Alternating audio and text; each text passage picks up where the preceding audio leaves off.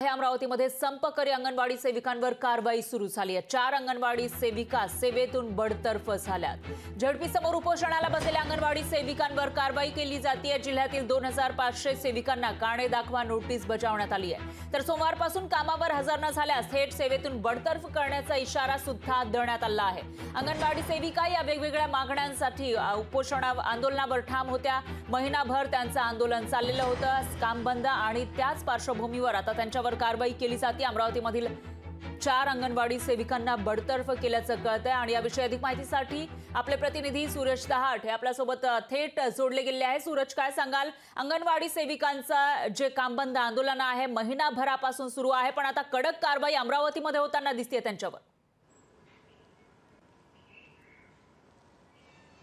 निश्चितच आपण जर पाहिलं तर गेल्या 4 डिसेंबर पासून जे आहे जे संपूर्ण राज्यभरासह अमरावती जिल्ह्यातील अंगणवाडी सेविका आहे जे मानधनवाढीसाठी आणि ते शासकीय दर्जा मिळावा यासाठी ते संपावर गेलेले। मात्र यातच जर पाहिलं तर अमरावतीच्या जिल्हा परिषद कार्यालयासमोर जिल्ह्यातील 4 अंगणवाडी सेविका जे आमरण उपोषणाला बसलेले होते आणि त्याच्यात जर पाहिलं तर ते 2 दिवसाआधी जर आपण बघितलं तर महिला व बालकल्याण विभागाच्या वतीने जे आहे जे कैलास घोडके महिला बालकल्याण अधिकारी त्यांच्या वतीने जिल्ह्यातील सर्व 2500 अंगणवाडी सेविकांना जे आहे जे कारणे दाखवा नोटीस बजावण्यात आलेलं आहे। कुठल्याही परिस्थितीत कामावर रुजू व्हा नाही तर तुमच्यावर कारवाईचा बडगा आम्ही वगैरे असा जो इशारा दिलेला होता। त्यातच जर पाहिलं तर 4 ज्या उपोषणाला बसलेल्या ज्या महिला आहेत त्यांच्यावर बडतर्फीची कारवाई करण्यात आलेली आहे। तर उद्यापासून जर संपूर्ण महिला जर कामावर जर हजरल्या परतल्या नाहीत तर त्यांना सुद्धा बडतर्फ करू असा जो इशारा एकूणच या निमित्ताने देण्यात आला। एकूणच जर पाहिलं तर संपूर्ण राज्यभरातील अंगणवाडी सेविका जे आपल्या मानधनवाढीसाठी आणि शासकीय दर्जा मिळवण्यासाठी आक्रमक झाले असताना अशा प्रकारे कारवाई होत असल्यामुळे अंगणवाडी सेविका आक्रमक होण्याची शक्यता नाकारता येत नाही।